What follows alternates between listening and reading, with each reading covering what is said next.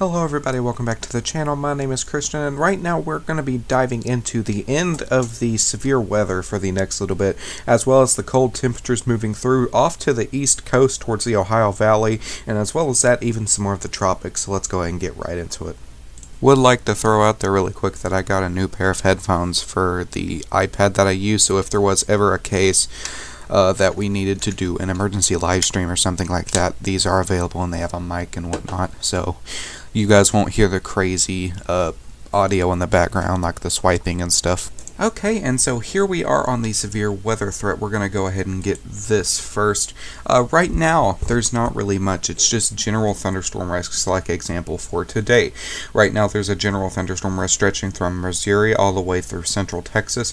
I do know that up here towards the Ohio Valley, including my portion of Kentucky, there's been some storms around here. I don't know if I would consider it enough to be risked in the general thunderstorm risk, but we have had some storms and some rain, and it's a pretty gloomy day. Day 2, nobody should really worry about storms. If you're up here, you're highly probably not monitoring the weather, but it's just going to be general thunderstorms up here. Again, it's to the most north of everything. Nobody will really have to worry about that. Once again, more up into the Canada area, all the north place portions of Michigan, and then over here towards the main north part of Ohio and New York. Now, I do want to get into the temperature model now. Right now, as we were seeing without the next couple days, that warm front is now starting to move into the Seattle area towards Washington, Canada.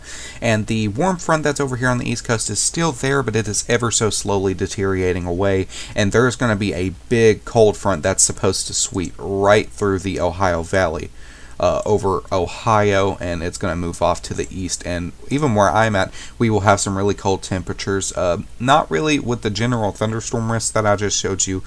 Don't know if we will see anything snow-wise just yet, but we may see a good amount of cold. If we move till tomorrow, there's going to be a good amount of cold moving into the Michigan area, even at portions of Wisconsin, and mainly into Canada, but there's going to be some more cold moving down into the Ohio Valley.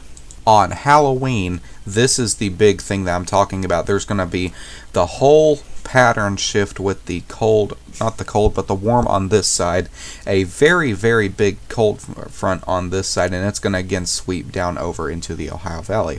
By the evening of Halloween, mainly when people is going to be trick-or-treating and whatnot, the warm front over here, you guys are going to have a lot of fun over here, but over here, it's going to be very chilly that night. That warm front has moved off towards the Atlantic Sargasso Sea.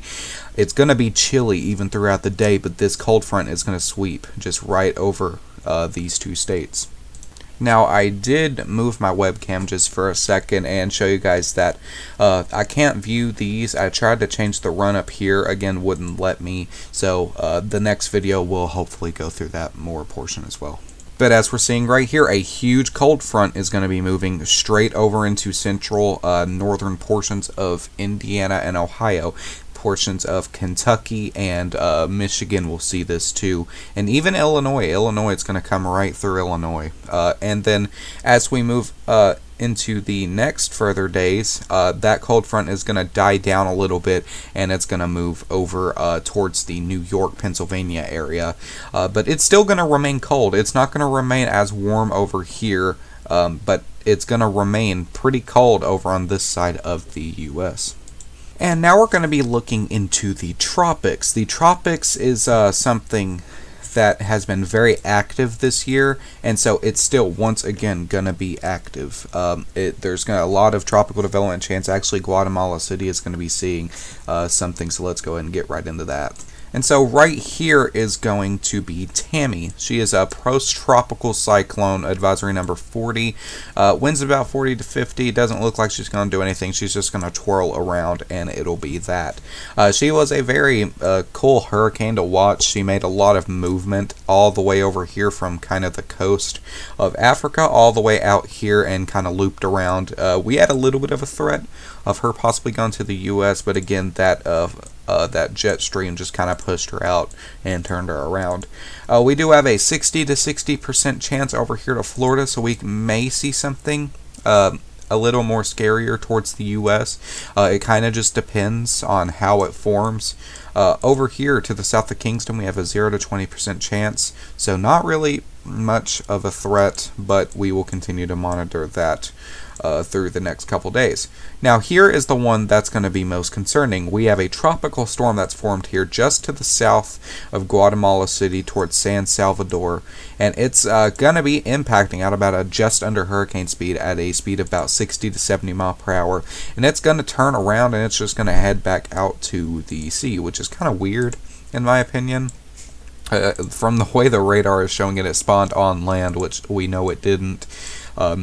But over Mangula, but it's just going to turn around, it's going to head back out to sea, and then over here we have a 20 to 30% chance as well. Now I do want to get back up in here into the winter weather forecast for just a moment. Areas towards like Colorado over here down into New Mexico and even into portions of Texas are receiving some winter weather advisories, and for this to be happening, that is kind of weird. Due to the fact that more of that warm front is going to be moving over this way. Again, that cold front hasn't exactly already moved out, I do understand that, but for the more southern states, it normally sees a lot of more warmer temperatures. This is a big shocker to me. Areas just out of Colorado Springs, Montrose, down to Santa Fe, just out of Albuquerque, and all the way down here towards the border of Mexico, towards Alpine and Fort Stockton. You guys are going to be in this winter weather advisory, so expect a little bit of snow, some more colder temperatures, or else snow can't form. And this even may be towards like the more mountainous areas. I haven't really looked at that. It may just be towards the colder temperatures where air is colder as you move up in elevation. So thank you guys so much for watching this video. I do appreciate it, and I will see you guys in the next one. Bye.